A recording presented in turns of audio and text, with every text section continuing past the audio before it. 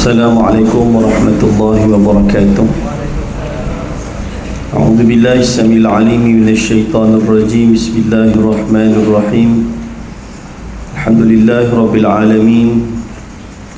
Wassalatu wassalamu ala asyrafil anbiya'i wal mursalin Sayyidina Muhammadin wa ala alihi wa sahbihi ajma'in. Rabbana syrah lana sudurana wa yassir lana umurana wahlul 'uqdatam min alsinatina yafqahu aqwalana. Rabbi yassir wa la tu'assir ya rabbal alamin.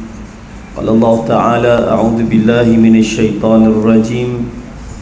Minal mu'minina rijalun sadaqu ma 'ahadullaha 'alaihi faminhum man qada nahbahu wa minhum man yantazir wa ma badalu tabdila. Sadaqallahul azim. Allah Subhanahu wa taala berfirman dalam suratul Ahzab ayat yang ke-23 yang bermaksud daripada orang-orang yang beriman, sebahagian daripada mereka telah menunaikan janji kepada Allah Subhanahu wa taala dan berjuang sehingga dikurniakan syahid, dan sebahagian lagi masih lagi menunggu dan tidaklah mereka wa ma badalu tabdila, dan tidaklah mereka menukar janji mereka.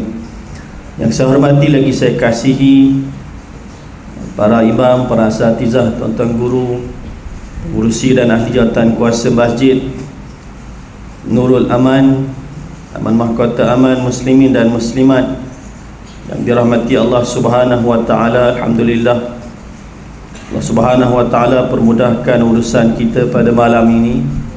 Kita berada pada 10 Jumadil Awal ataupun Jumadil Ula 1447 Hijriah. Alhamdulillah dapat lagi kita menunaikan salat fardu maghrib secara berjemaah. Dapat lagi kita luangkan masa sementara menunggu masuknya waktu Isyak dalam majlis ilmu. Jangan lupa yang iktikaf yang belum. Di antara peristiwa yang berlaku pada bulan Jumadil Ula ini yang boleh sama-sama kita ingatkan kembali, ada satu peperangan besar yang terjadi pada tahun ke-8 Hijrah pada bulan Jumadil Awal, iaitu peperangan Mu'tah. Mu'tah ni satu tempat yang terletak di Jordan. Sekarang ni biasa pelajar-pelajar kita ramai yang belajar ke sana lah, biasanya ambil muamalat dan sebagainya. Dan jarak Mu'tah dengan Madinah ni lebih kurang 1000 km lebih. Kalau naik kuda tu mungkinlah 2 minggu ke atas. Jadi berlakunya satu peristiwa pada tahun ke-7 Hijrah yang menjadi punca kepada peperangan ini. Seperti mana yang kita tahu, apabila berlakunya Sulhul Hudaibiyah, perjanjian Hudaibiyah, Nabi berdamai dengan kerajaan Mekah, genjatan senjata selama 10 tahun. Maka Nabi menghantar utusan-utusan Nabi ke seluruh kerajaan-kerajaan dunia, Rom, Parsi, Mesir dan sebagainya. Ada yang balas dengan baik, tapi ada juga yang membalas dengan buruk, bahkan membunuh utusannya. Di antaranya ialah Maharaja Rom, iaitu telah membunuh Al-Haris bin Umayyah. Apabila dibunuh Al-Haris ini, maka Nabi SAW menyuruh sahabat ni untuk menuntut bela. Maka Nabi berpesan, yang akan menjadi ketua kamu yang pertama ialah Zaid bin Harithah, yang merupakan PA Nabi, anak angkat Nabi, satu-satunya sahabat Nabi yang disebut namanya dalam Al-Quran, iaitu Zaid bin Harithah. Special dia disebut dalam suratul Ahzab. Dan Nabi berpesan lagi, kalaulah Zaid bin Harithah syahid, maka lantiklah ketua kamu Ja'far bin Abi Talib, sepupu Nabi, yang juga pernah menjadi ketua hijrah ke Habsyah pada kali yang kedua pada tahun ke-7 kerasulan di bumi Mekah. Dialah yang telah berjaya meyakinkan Raja Najasyi akan mesej yang dibawa oleh Nabi ini sama seperti mesej yang diberikan kepada Nabi Isa dengan membacakan surah Maryam. Akhirnya Raja Najasyi memeluk Islam dan menghalau utusan kerajaan Mekah yang dipimpin oleh Abu Jahal ketika itu. Dan kalaulah matinya Ja'far bin Abi Talib, maka kata Nabi, lantiklah Abdullah bin Rawahah, merupakan seorang sahabat Nabi yang sebelum Islam merupakan penyair yang terkenal, Bayangkan dia ni lebih kurang level artis lah. Penyair ni kalau sekarang ni macam penyanyi lah, sangat dikagumi. Apabila dia masuk Islam, Nabi tak halang dia untuk terus bersyair, tapi ada batas-batasan yang diletakkan oleh Nabi SAW. Bayangkan artis boleh duduk menjadi ketua dalam peperangan. Ini kelayakan artis di zaman zaman Nabi SAW. Maka pergilah berperang. Dipendekkan cerita, maka syahidlah Zaid bin Harithah, maka diganti dengan Ja'far bin Abi Talib. Ja'far bin Abi Talib perang, tangan kanan tangan kiri putus habis semua, kaki pun putus, kena potong dan sebagainya. Akhirnya dia pun syahid memegang panji. Kemudian diganti dengan Abdullah bin Rawahah, dia pun syahid. Tentera Islam ketika itu 3,000 sahaja, lawan dengan Rom 100,000. Ada riwayat kata 200,000. Kalau ikut logiknya tak logik lah, tapi atas untuk arahan Nabi mereka terus berperang. Maka diganti dengan Abdullah bin Rawahah. Abdullah pun syahid. Maka nama yang keempat tidak disebut oleh Nabi SAW. Tiba-tiba keluar seorang hamba Allah, mu'allaf, baru masuk Islam. Akhirnya dia menjadi ketua dan dia berjaya mengawan tentera ketika itu dan dapat berpatah kembali semula ke bumi Madinah dengan selamat. Dan dia adalah Khalid Al-Walid yang baru memeluk Islam pada tahun ke-7 Hijrah. Dan inilah peperangan yang pertama disertai oleh Khalid Al-Walid yang digelar sebagai Saifullah. Dia ni perang tak pernah kalah sebab dapat gelaran Saifullah, pedang Allah. Sebab itulah dia tak pernah kalah, sebab dapat title Saifullah. Tiada benda yang boleh mengalahkan pedang Allah. Sebab itulah dia nak syahid macam mana pun tak dapat, sebab dia pegang title Saifullah.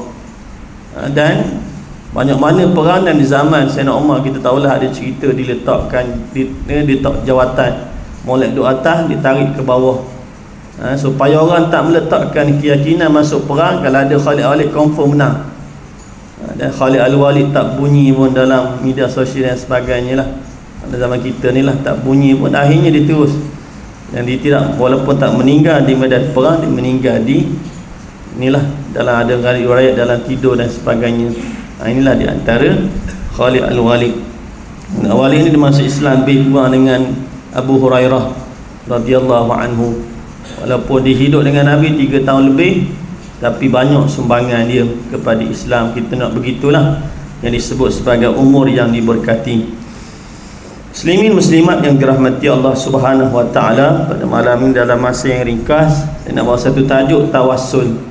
Tawassul ni kita biasalah dengar, berkaitan dengan bab tawassul, yang mana di antaranya adalah ada satu, biasa kalau kita dengar dalam sebahagian qasidah, ada qasidah yang melafazkan lafaz tawassul ataupun disebut secara ringkaslah madad ya Rasulullah.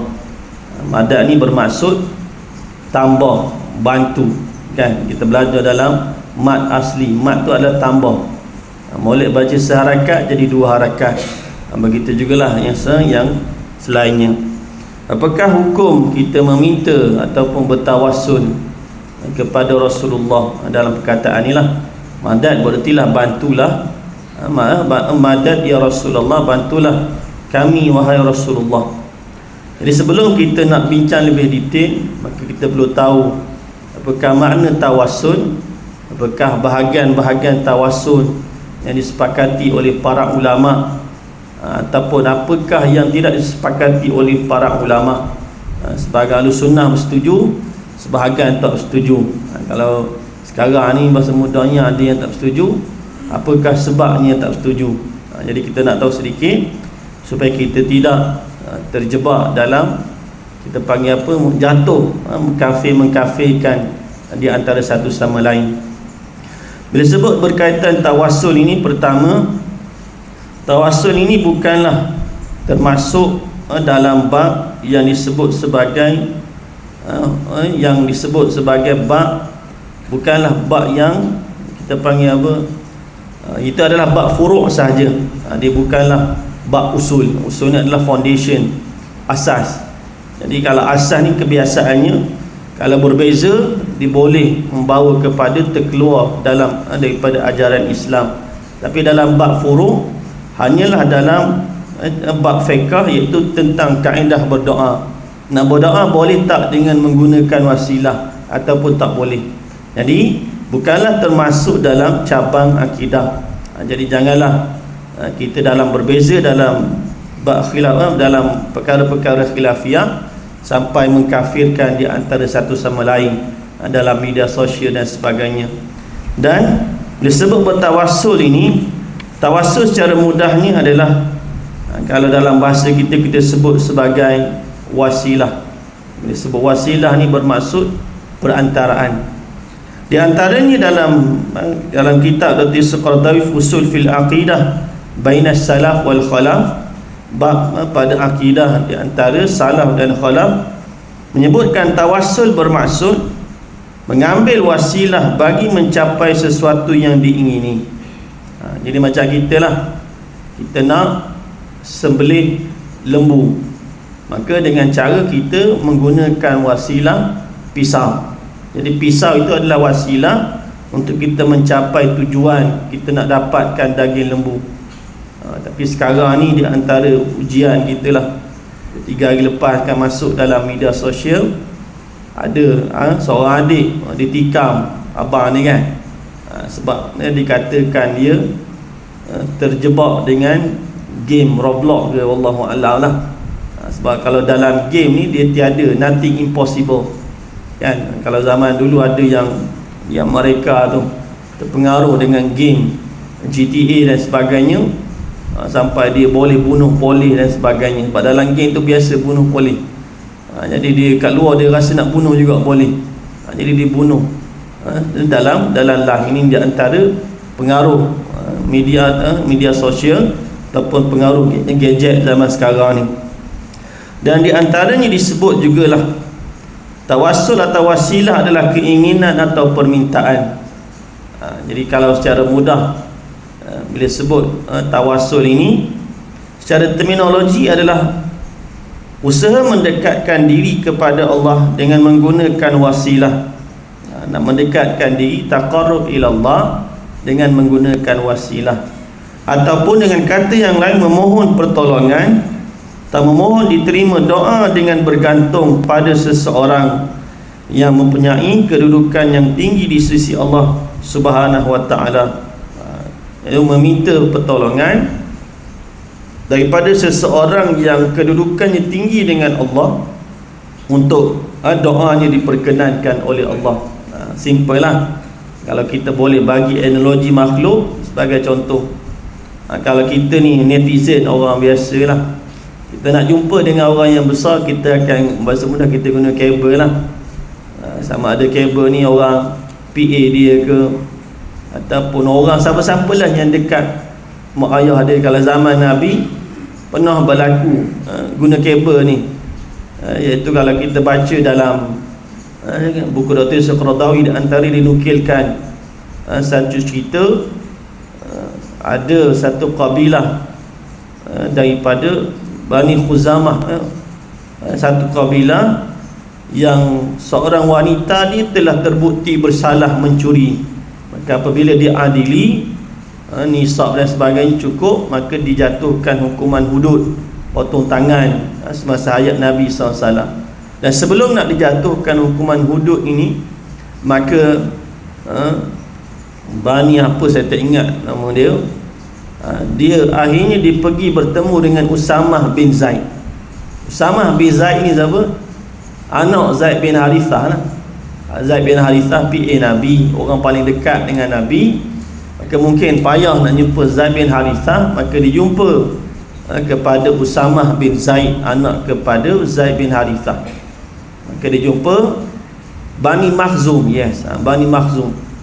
Maka dia pun bertemu, kumpulan ni pun datang bertemu dengan Usamah bin Zaid. Dia kata, wahai Usamah bin Zaid, quote yang kalau mungkin dalam bracket kita boleh katakan, disebabkan kau dekat dengan Muhammad Rasulullah, pemimpin Madinah ini, maka tolong jumpa Rasulullah, minta supaya diangkat hukuman seorang wanita kami yang telah terbukti bersalah mencuri, dan kalau boleh tidaklah dijatuhkan hukuman hudud kepada wanita daripada Bani Makhzum ini.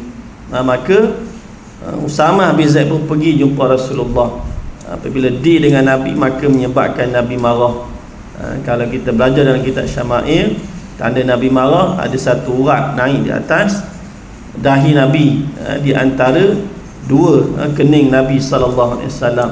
Dan Nabi marah, Nabi berkata, "Lau sadaqat Fatimah bintu Muhammadin laqata'tu yadaha."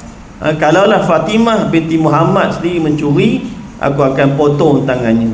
Kan maksudnya tak ada main kabel lah, kalau anakku sendiri buat, aku pun gitu. Maksudnya itulah di antara menggunakan perantaraan orang yang dekat dengan Nabi untuk menyampaikan hasrat dia. Begitu jugalah kita. Kita tahulah kita ni banyak dosa dan sebagainya, maka dengan wasilah yang dekat dengan Allah Subhanahu Wa Taala, contohnya Nabi Muhammad sallallahu alaihi wasallam yang dekat dengan Nabi, yang dekat dengan Allah, maka kita menggunakan wasilah Nabi untuk perkenan apa yang kita hajat diperkenankan oleh Allah Subhanahu Wa Taala. Itulah yang dinamakan tawassul. Di antaranya lagi secara umumnya disebutkan juga perantaraan untuk mendapatkan keredaan Allah dan mendapat pahala dengan mengambil jalan perantaraan dan sebab yang membawa kepadanya. Di antaranya dalam Al-Quran menyebut, "Ya ayyuhalladzina amanu taqullaha wabtaghu ilaihil wasilah wajahidu fi sabilihi la'allakum tuflihun." Orang-orang yang beriman, bertakwalah kamu kepada Allah dan carilah jalan yang boleh menyampaikan kepadanya. Allah kata bertakwalah kamu kepada Allah dan carilah apa-apa wasilah, jalan yang boleh untuk kamu sampai kepada Allah, dengan mematuhi perintahnya dan meninggalkan larangannya, dan berjuanglah pada jalan Allah untuk menegakkan Islam supaya kamu beroleh kejayaan. Disebut di sini makna wasilah ini adalah mendekatkan diri dengan segala amal yang berupa ketaatan dan meninggalkan segala maksiat.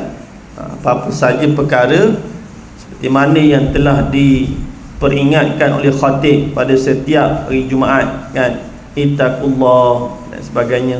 Dan adalah sama kita meningkatkan ketakwaan kepada Allah dengan banyak melakukan amal ibadah kepadanya dan meninggalkan segala larangannya. Semoga kita diberkati dunia akhirat.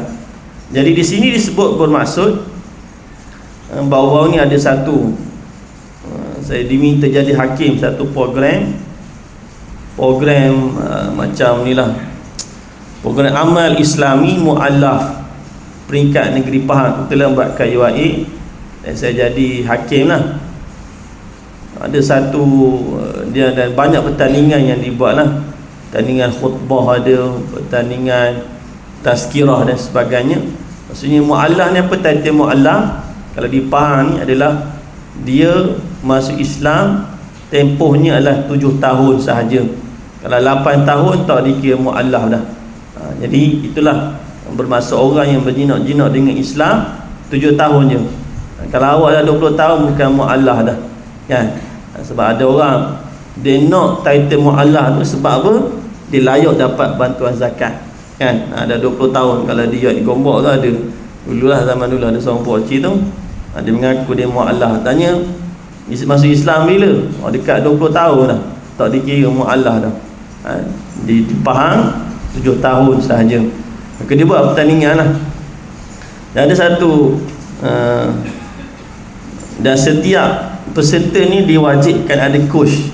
Coach dia biasa ustaz-ustaz lah, ataupun kawan-kawan dia ajak masuk Islam lah. Dan ada banyak lah, majoriti yang datang pada hari tu rasanya ramai daripada bangsa India.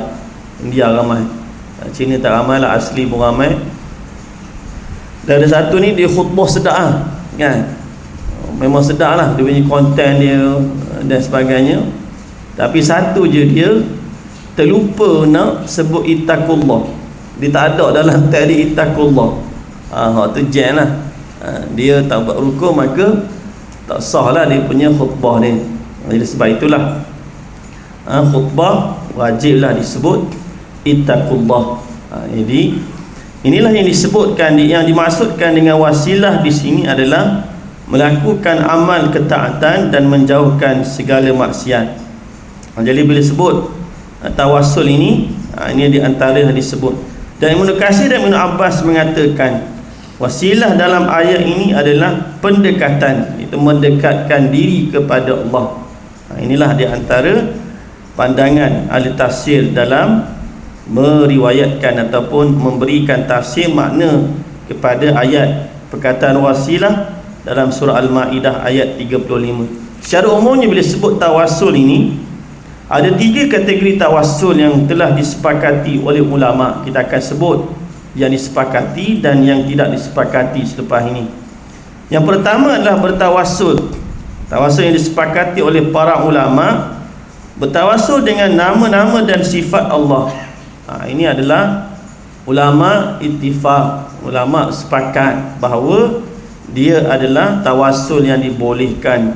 Seperti mana kita berdoa dengan nama-nama Allah, Ya Qahhar, Ya Fattah, kan? Ya Allah yang Maha bukakanlah pintu hatiku.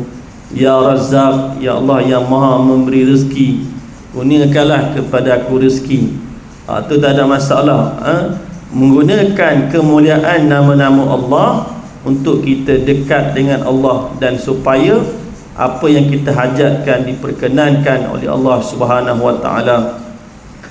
Di antaranya seperti kita mengatakan, aku memohon kepadamu dengan rahmatmu. Ya Allah, tolonglah dengan rahmatmu, Ya Allah, ampunkanlah dosa aku, Ya Allah. Ataupun dengan kemuliaanmu, kasih sayangmu, atau dengan kuasamu atau ilmumu, atau seumpamanya. Sebab itulah kalau kita lihat di antaranya lah, kalau dalam ruqyah Islam, ruqyah syar'iyah, kebiasaannya ada ayat yang menjadi amalan mereka adalah ayat dalam surah Al-Hasyr, kan? Law anzalna hadzal qur'ana ala jabalin la ra'aitahu khashi'an, sampailah habis. Sebab dalam surah Al-Hasyr ini banyak disebutkan nama-nama Allah. Sebab itulah dengan kita nak mohon supaya doa kita, hajat kita diperkenankan oleh Allah, maka kita menggunakan wasilah nama-nama Allah, sifat-sifat Allah yang maha agung, maha baik, supaya segala hajat kita diperkenankan oleh Allah SWT. Hak ni ulama bersepakat tentang dibolehkan bertawassul dengan menggunakan nama Allah. Yang kedua adalah bertawassul dengan amal soleh. Bertawassul dengan amal soleh ini sebagai contoh, aku mohon Ya Allah dengan kepadamu dengan solatku, ataupun Ya Allah dengan berkat sedekahku, maka kau terimalah hajatku Ya Allah, terimalah hajatku, perkenanku, doa aku ini Ya Allah. Sebagai contoh dalam satu hadis Nabi SAW, hadisnya agak panjang, kita akan baca sikitlah. Hadisnya hadis yang sahih, bila mana menyebutkan tentang bertawassul dengan amal soleh.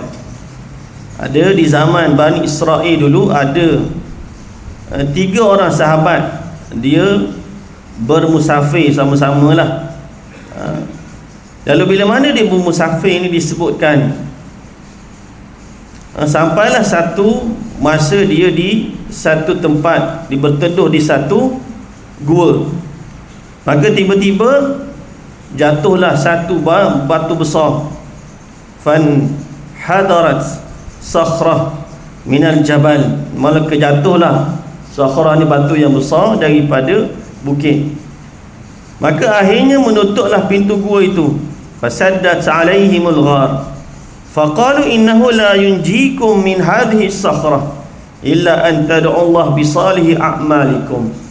Maka dia berkatalah salah seorang daripada mereka, ataupun berkatalah mereka, tidak boleh menyelamatkan kamu daripada batu yang besar ini, melainkan kamu berdoa kepada Allah dengan amal soleh kamu. Ini kata mereka lah. Jadi tak ada benda yang boleh selamatkan kita melainkan kita doa pada Allah, tetapi dengan wasilah amal soleh kita. Maka berkatalah lelaki yang pertama, Allahumma kanali abawan syaikhan kabiran. Maka berkatalah yang pertama ni, dia ada mak ayah dia yang sudah tua, yang dikatakan bahawa aku tidak pernah memberikan minum susu kepada ahli keluargaku sebelum mereka. Maksudnya ditetapkan SOP, kalaulah nak beri susu kepada ibu dia, ibu bapa dia yang tua, syaikhan yang tua, maka mestilah diberikan dulu pada mak ayah dia, barulah diberikan pada keluarga dia, anak-anak dia. Kalau anak dia nak susu, jap tanya mak ayah dulu, mak ayah nak minum tak? Kalau mak, kalau aki opah nak minum, bagi aki dululah, kan? Lepas ni baru adik minum, lebih kurang gitulah. Maka pada satu hari dia balik lewat, ini hadis sahih Muslim. Lalu dia tengok mak ayah dia dah tidur dah. Maka aku tidak ingin membangunkan dia, dan juga aku tidak mahu memberi susu itu kepada keluargaku dahulu. Dia tengok mak ayah dia tidur, susu ada, tak boleh lah bagi keluarga aku, walaupun dah tidur. Ibaratnya kita kalau balik anak tidur, tak bangun dah, tak makan dah. Maka dia biar dulu, tak apalah, biar dulu mak ayah aku tidur, aku tak boleh bagi lagi susu ini kepada keluarga aku. Maka dia berdirilah di hadapan ibu bapanya dengan bekas susu di tangannya, menunggu sehingga mereka terjaga. Sedangkan anak-anak dia ni menangis kelaparan di kaki dia. Anak-anak kan, biasalah budak-budak, kalau dia pegang, tarik baju kita, nak kan. Kalau budak dia bukan faham bahasa, dia kalau kata nak, waktu itulah juga dia nak. Maka anak-anak aku menangis, minta. Sedangkan mak bapa aku masih tidur. Aku dah janji, dah tekad pada aku nak beri mak ayah aku dulu, baru beri pada keluarga aku. Setelah mana bangunnya mereka, maka aku memberikan susu itu kepada mereka. Ini dia cerita amal soleh dia.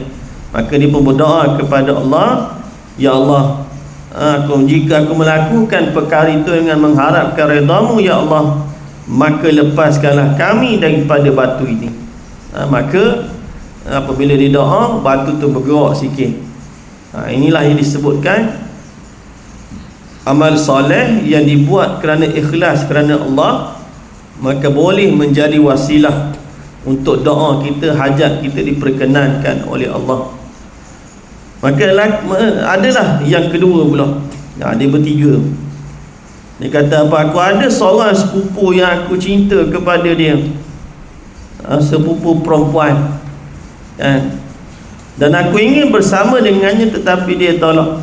Dia lebih bukan macam crush gitulah. Hingga satu hari dia datang kepada aku dengan dalam keadaan berhajat kepada duit, dan lalu aku berikan kepadanya 100 dinar. 100 dinar dengan syarat dia menyerahkan dirinya kepadaku. Satu masa tiba wanita ni serah dirilah. Dia kata, aku berhajat pada duit. Jadi kalau begitu, aku bagi kepada kamu 100 dinar dengan syarat kamu kena serahkan diri kamu kepada aku. Ini kata lelaki ni tadi, yang dalam keadaan berhajat. Maka berkatalah wanita tu tadi, kan, wanita tu kata tak apalah kalau macam tu, aku dah terdesak dah. Maka ketika aku hampir melakukannya, dia berkata, wahai hamba Allah, bertakwalah kepada Allah, dan jangan kau buka cincin tu kecuali dengan cara yang halal. Ni di antara majas lah, jangan buka cincin itu kecuali dengan cara yang halal. Lalu bila mana dia rasa takut, hampir-hampir nak buat maksiat, berzina dengan sepupu dia tadi, akhirnya dia bangkit bangun dan meninggalkan wanita tu tadi, dan dia memberikan terus 100 dinar tanpa syarat. Dia bangun terus, dia bagi ambil lah, kan, aku tak nak buat maksiat zina ni. Maka dia berdoa kepada Allah, ya Allah, sekiranya aku melakukan amalan ini mengharapkan redamu, ya Allah, maka bantulah, tolonglah, bukakan pintu gua ini. Maka sakhrah tadi, batu yang besar tadi bergerak sikit kan. Piramli mudahnya niat insan mata kaji sematilong kan. Itu jampi. Ni piramli. Ini dia jampi dengan berdoa dengan tawassul dengan amal soleh. Dan maka yang ketiga, lelaki yang ketiga ni berdoa pula. Dia kata, ya Allah, aku pernah mengupah beberapa orang pekerja. Aku bayar semua pekerja aku dengan upah mereka ni dengan sewajarnya, setimpannya. Tapi aku ada seorang lelaki yang dia beredar tanpa mengambil upah dia. Ada seorang lelaki yang tertinggal. Dan lalu dengan upah dia, biasalah jadi bos ni dah spread dah duit gaji pekerja. Lalu bila mana diuji dengan musibah, maka dia terpaksa guna upah tu tadi. Maka dia ambil duit yang patutnya diberikan kepada lelaki seorang pekerja itu yang hilang, yang pergi tanpa ambil gaji, digunakan duit itu untuk melabur. Dengan izin Allah, duit gaji itu berkembang. Yang dia buat duit gaji patut bayar tadi, dia ambil buat modal, berkembang, sehingga menjadikan unta, lembu, kambing banyak, dan hambanya pun makin bertambah. Maka tiba-tiba satu masa berlalu, masa yang panjang. Ni pun di sekarang ni tengah, kalau ia dalam tadi pun dalam khutbah Jumaat dia cerita pasal apa, sebelum naik lah PIJ ke masjid, pak saya tadi dia cerita pasal mencari asnaf yang hilang kan. Dia kata ada 30 asnaf tidak yang terima zakat bulanan, tetapi nombor telefon tak dapat, alamat tak jumpa kan. Jadi wallahu alam di satu tempat lah. Jadi sebab sekarang ni di antara isunya adalah kita ni menjadi agama dia nak buat pemutihan lah. Sebab ramai yang ada yang dapat zakat. Sekarang ni syarat dia diminta 3 bulan statement kan. Siapa yang beri zakat dia tahulah. Sebab ada yang marah tak dapat zakat. Saya pergi Ustaz ziarah satu rumah tu, dia marah lah. Saya bawa bantuan mu'id, dia kata, Ustaz, mak saya tak dapat duit zakat. Belum dapat semua, tiba-tiba tahun ni tak dapat. Bapa dia marah lah. Biasanya dia kalau jadi pembanci asnaf ni, dia ada 2-3 soalan killer lah. Pertama, kalau orang tua, berapa simpanan duit dalam tabung haji? Tanya gitu. Mak ada berapa duit dalam tabung haji abang? Kan? Oh Ustaz, adalah dalam 20,000. Okey, habis dulu 20,000 tu, nanti minta balik. InsyaAllah dapat. Oh gitu ni. Oh, dia tergambar.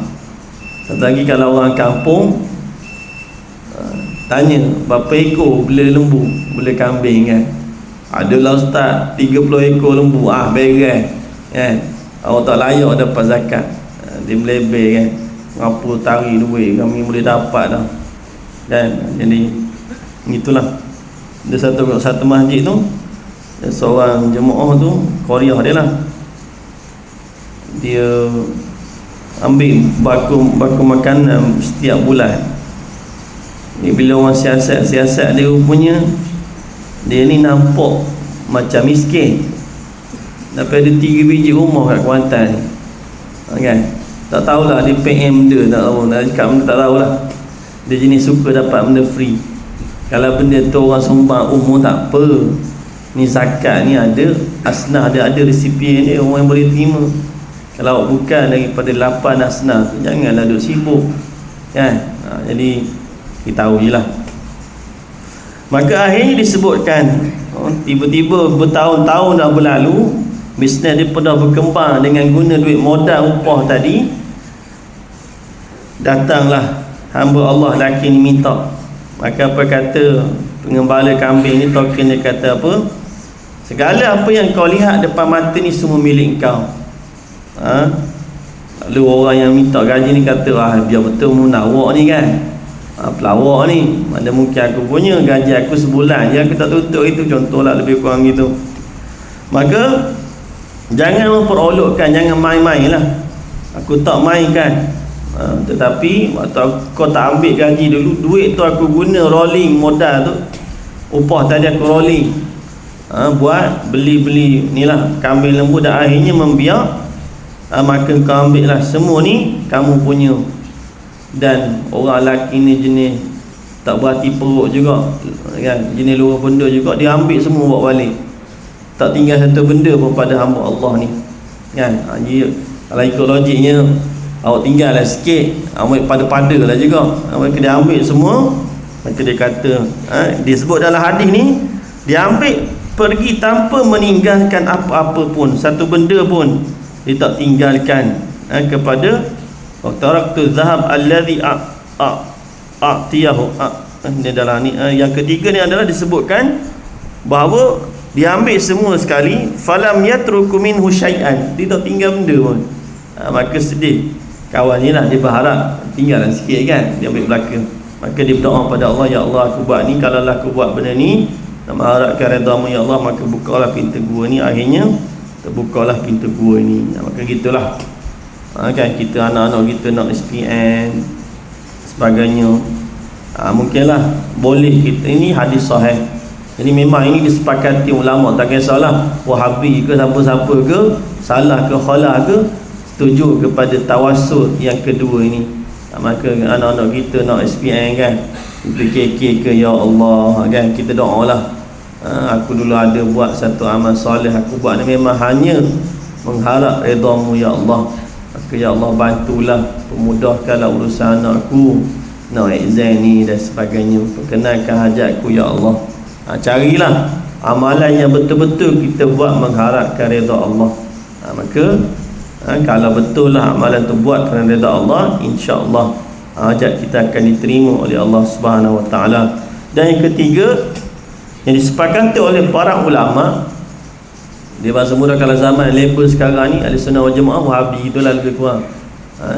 Yang disepakati oleh semua adalah bertawassul dengan doa orang soleh yang masih hidup. Seumpama pergi menemui seorang yang diketahui kesolehan dan kewarakannya dalam masyarakat, lalu diminta kepadanya supaya mendoakan dirinya atau anaknya agar dikurniakan hajat tertentu. Ini biasalah kan. Saya, family saya biasa kalau setiap kali raya, setiap tahun akan pergi ke pondok inilah, ke Raji Baki kan. Biasa pergilah, biasa kalau bawa family semua akan pergi, menjadi rutin setiap kali raya. Jadi raya kali ni tak inilah, dan contoh gitulah, kita pergi jumpa orang soleh, wali-wali Allah dan sebagainya. Yang disepakati di sini hanyalah yang masih hidup saja kan. Yang tak disepakati tadi kita akan bincang mungkin nanti-nantilah. Maka disebutkan orang yang soleh kita pergilah ziarah, biasa jauh lah, pergi ke inilah Kedah, Terengganu, ziarah Tok Guru dan sebagainya. Kita pergi, Tok Guru tolong doa ke saya, itulah tawassul lah tu kan. Ataupun bahasa mudahnya, saya minta Tok Imam lah, jadi tolong bawa sikit tahlil sikit kan, tolong doakan mak saya baru meninggal. Itu tawassul juga, iaitu meminta kepada orang soleh yang kita yakini kesolehannya, kewarakannya, untuk meminta doa ataupun hajat yang kita minta kepada Allah Subhanahu Wa Taala. Jadi adakah ini jelas kita yakin bahawa dia ni orang soleh, dekat dengan Allah, maka kita menggunakan quote lah kabel dia untuk supaya doa kita diperkenankan oleh Allah Subhanahu Wa Taala. Inilah wasilah yang ketiga yang disepakati oleh semua ulama, sama ada khalaf ataupun salaf. Muslimin muslimat dirahmati Allah Subhanahu Wa Taala, namun ada beberapa tawassul yang tidak disepakati oleh ulama, iaitu bertawassul kepada orang-orang yang telah mati. Inilah. Namun begitu mengikut kepada Ahlussunnah wal Jamaah, kalau kita rujuk di antaranya disebutkan yang ini menjadi khilaf. Namun begitu ada yang mengharuskan untuk kita bertawassul sama ada orang itu masih hidup ataupun mati. Di antaranya dalam mazhab Hanafi, Maliki, Syafi'i dan Hambali, dan Hambali sebahagian saja mengharuskan bertawassul dengan jah ni kedudukan ataupun zat dan kemuliaan Nabi SAW ataupun mana-mana orang yang soleh setelah mana kewafatannya. Ini dibolehkan. Kalau di Negeri Selangor memang dalam khutbah yang kedua jelas dia bertawassul dengan doa tawassul dengan Nabi SAW. Allahumma inni as'aluka wa natawassalu ilaika binabiyyikal amin. Ini kita akui sesungguhnya kami memohon dan bertawassul kepada Nabi yang amin. Itu merujuk kepada Rasulullah sallallahu alaihi wasallam, walaupun Rasulullah telah mati, kerana majoriti dalam ulama ataupun imam dalam mazhab yang empat mengatakan ia boleh. Kenapa dalam mazhab empat? Sebab bab tawassul ini adalah bukan bab usul akidah, tetapi dia adalah bab dalam furu', dalam kaedah berdoa. Kita faham supaya kita tidak menjatuhkan hukum kafir kepada mereka yang tidak sealiran dengan kita. Di antaranya Imam Nawawi, Subki, Qurtubi, Ibnu Hajar, Suyuti, Tahawi dan ulama-ulama yang lain. Namun begitu, ada sebahagian ulama-ulama yang tidak mengharuskan ataupun melarang daripada bertawassul kepada yang telah mati, termasuklah Nabi. Walaupun Nabi ini telah mati, di antaranya bagi mereka tak ada dalil. Okey. Di antaranya adalah lebih kepada tahzir, lebih kepada jaga-jagalah. Takut-takut dikhawatiri hulu melampau dan menyerupai istighasah, meminta pertolongan kepada selain daripada Allah. Dia takut begitu je lah. Ini bahasa mudahnya, mereka-mereka yang orang gelar lah, Wahabi dan sebagainya, mereka berpegang kepada pandangan melarang. Di antaranya disebabkan tak ada dalil dan mengatakan amalan ini boleh membawa kepada hulu melampau, sampai satu masa takut-takut menjadikan orang itu yakin kepada orang yang ditawassulkan itu. Yang disyariatkan hanyalah tawassul orang yang amal soleh, dengan amal soleh ataupun orang-orang yang soleh yang masih hidup. Inilah yang dipegang oleh sebahagian ulama salaf dan pegangan Ibn Taymiyah. Jadi inilah secara ringkas, tak sempatlah saya nak sebut berapa dalil. Jadi inilah di antara. Namun dalam bab ini janganlah kita mengkafirkan.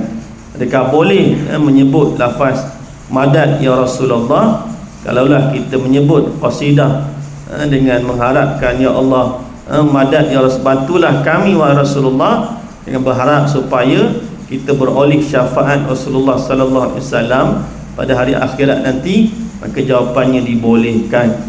Tetapi ada sebahagian ulama juga mencadangkan sekiranya kalaulah lafaz ini ditukarkan, maka lagi baik, iaitu kita meminta tolong kepada direct kepada Allah Subhanahu wa taala. Madad ya Rabbi Rasulillah, bantulah kami wahai Tuhan Rasulullah, daripada kita bertawassul dengan Nabi sallallahu alaihi wasallam. Itu nak mengelak khilaf lah. Adapun madad ya Rasulullah, kalau mengikut kepada pandangan yang mengharuskan, maka tak ada masalah. Tetapi pandangan mengikut pandangan Ibn Taymiyah dan pandangan sebahagian daripada ulama salaf, mereka kata tak boleh, Rasulullah dah mati, maka tak boleh bertawassul. Kalau nak juga nak menggunakan lafaz itu nak mengelak khilaf, al-khuruju minal khilaf mustahab, maka kita lafazkanlah madad ya Rabbi Rasulillah, madad bantulah wahai Tuhan Rasulullah. Itu di antara dalam bab tawassul. Itulah yang boleh saya ringkaskan dalam 40 ke 50 minit ini, bab tawassul. Adapun banyak lagi bab-bab yang menjadi khilaf. Kalau kita baca dalam buku Ajibah Al-Ghaliyah fi aqidati fi Al-Ajibah dalam kitab Al-Habib Sumaid bin Zain apa sebagainya.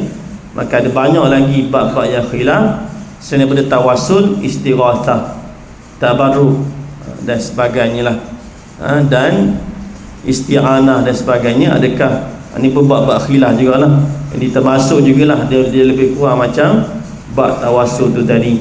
Maka perkara ini adalah perkara furu', janganlah disebabkan berbeza pandangan dalam istighatsah, isti'anah, tabarruk dan tawassul ini menyebabkan kita mengkafirkan sahabat kita yang lain.